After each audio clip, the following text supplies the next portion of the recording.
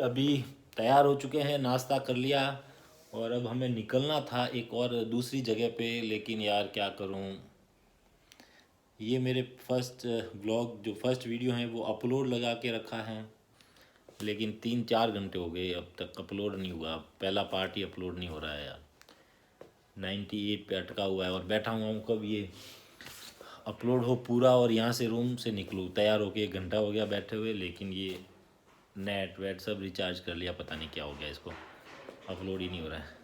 देखते हैं अब कब अपलोड होता है, उसके बाद मैं निकलता हूँ।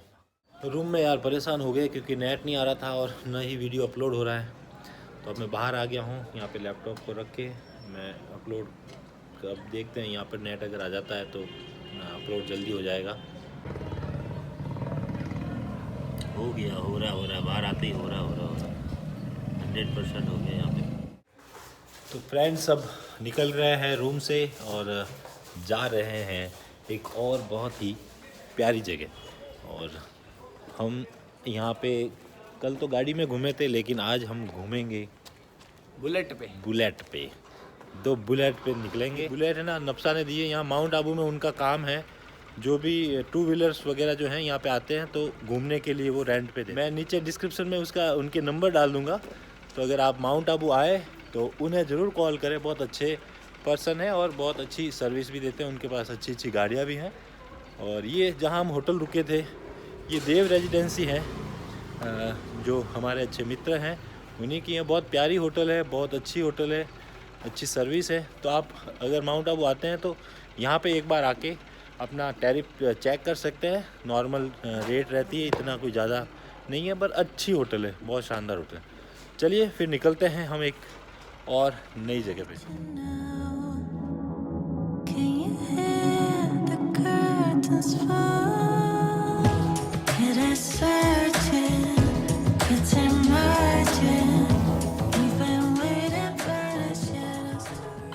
अर्बुदा देवी माउंट आबू का एक प्रसिद्ध धार्मिक स्थल है। इस देवी को कात्यायनी देवी का अवतार माना जाता है, जो 9 देवियों में से 6वीं देवी है। इस जगह पर माता पार्वती के होठ गिरे थे, जिसकी वजह से इस मंदिर को अधर शक्ति पीठ के नाम से जाना जाता है।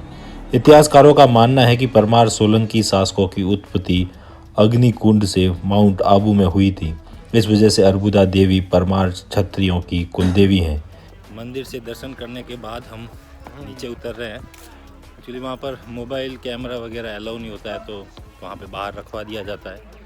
और नहीं दर्शन वगैरह करने के बाद हम अब नीचे उतर रहे हैं। अदर देवी के दर्शन करने के बाद थोड़ा सा रिलैक्स छाछ के साथ, और अब निकल रहे हैं हम एक नई बहुत शानदार लोकेशन पे, गुरु शिखर के लिए आपको 15 किलोमीटर सड़क मार्ग से जाना होता है। यहाँ बीच में एक एडवेंचर पार्क है, जहाँ पर आप शूटिंग, हॉर्स राइडिंग समेत कई तरह के एडवेंचर कर सकते हैं। क्या बात है, कितनी हुई? 5। अब 5 हमारे साथ चलाएंगे। तो हम आगे हैं, यहाँ पे एक एडवेंचर पार्क है, जहाँ पे अभी फिलहाल तो गन शूटिंग है और हॉर्स राइडिंग है। हमने सोचा क्यों ना निशाना लगाया, देखते हैं किस टाइप का निशाना है। 10 गोलियाँ देगा और 100 रुपये 10 है ना भैया? हाँ जी ठीक है। 5 तो मेरे साथी इसरार भाई ने छोड़ दी, अब 5 मैं छोड़ रहा हूँ। उनका निशाना अच्छा था, अब मेरा निशाना कैसा है देखते हैं।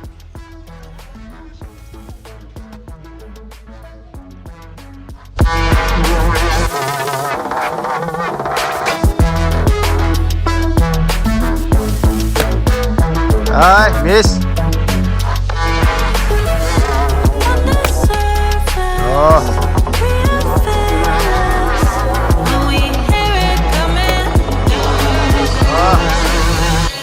Well try. वाह, फिर से मिस। चलिए लास्ट है।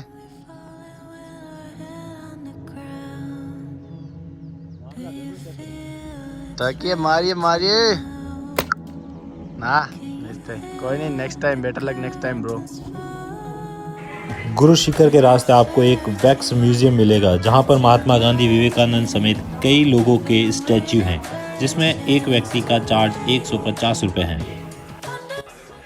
गुरु शिखर के रास्ते आप प्रकृति से रूबरू होंगे। घने जंगल और पहाड़ों के बीच एक अलग ही एहसास होता है।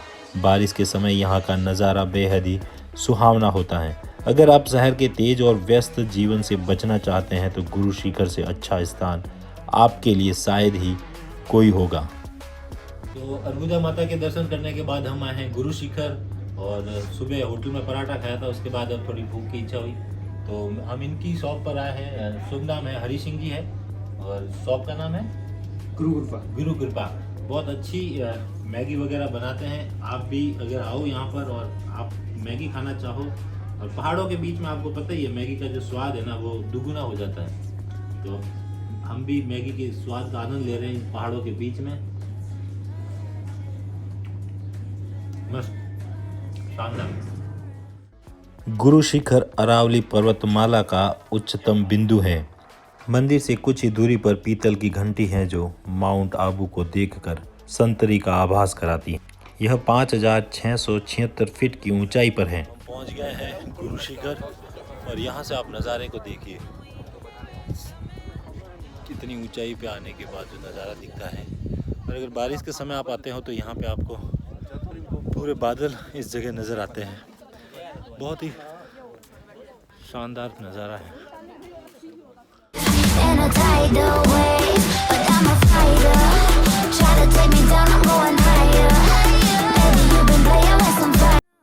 गुरु शिखर पर आपको खाने से लेकर चाय नाश्ते की दुकानें तक मिलेगी। इसके अलावा आपको हैंडीक्राफ्ट, कंबल, कपड़े समेत कई चीज़ों की दुकानें जहां से आप खरीदारी कर सकते हैं।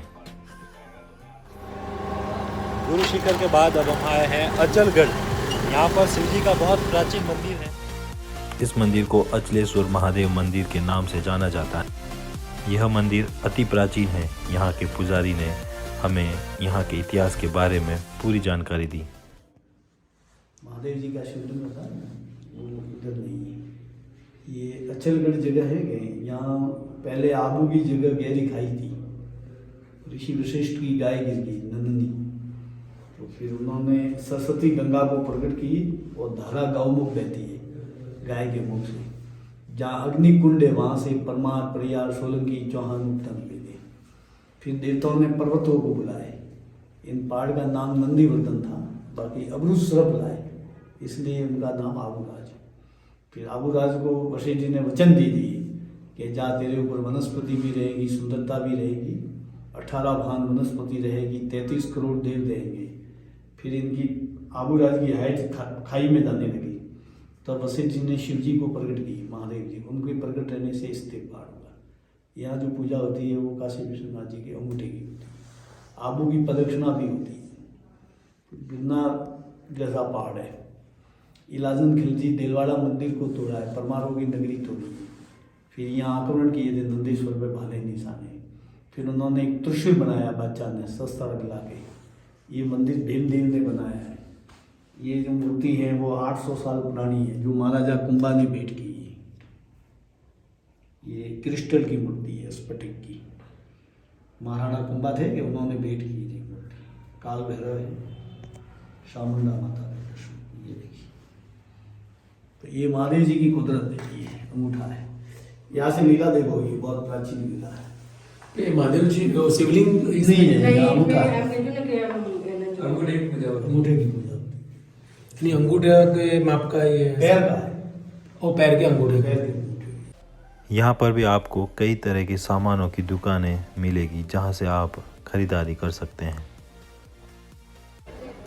तो अभी फ्रेंड्स हम आए हैं नक्की झील। आपने पिछले व्लॉग में जो देखा था ना नक्की झील के, हमने बाहर से ही वीडियो शूट किया था क्योंकि अंधेरा हो गया था और टाइम नहीं था।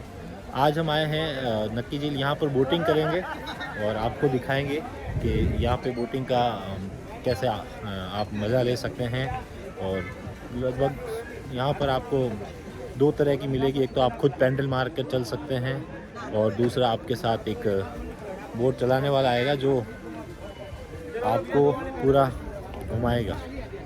बैठ गए हैं नाव में। और क्या नाम है भैया आपका? प्रताप। कहाँ से हो? यहीं से? हाँ, सिरोही जिले से। अच्छा, कितने टाइम से यहाँ नक्की झील में? 10-12 साल से यही काम कर रहे हैं।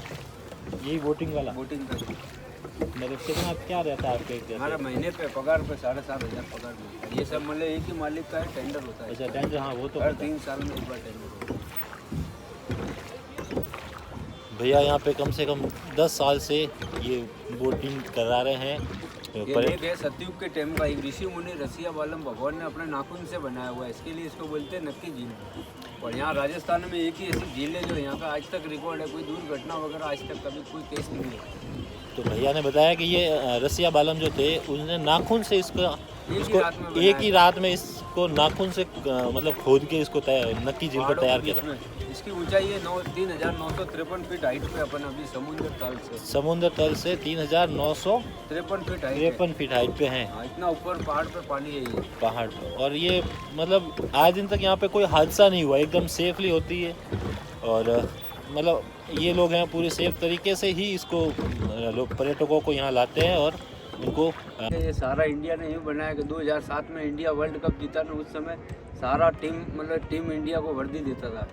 इस वजह से ये बनाया कि इंडिया वर्ल्ड कप जीता था 2007 में पाकिस्तान के सामने।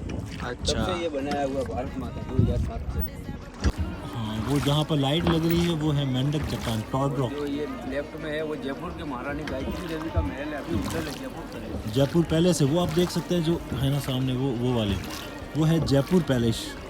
यहाँ पर जयपुर के महाराजा का महल था वो। जयपुर महाराजा वगैरह आते हैं गर्मियों में पहले आते थे, यहाँ रुकते थे। यहाँ रुकते हैं।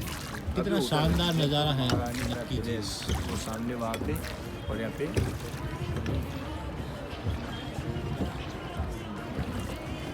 तो पूरे दिन घूम घाम के आ गए हैं होटल में। आज फिर लगभग 7 साढ़े 7 बज गए हैं। अब थोड़ी देर आराम करेंगे, फिर खाना खा के और सो जाएंगे। तो आज डे 2 था, इसे यहीं ख़त्म करते हैं। Take care, good night, bye bye.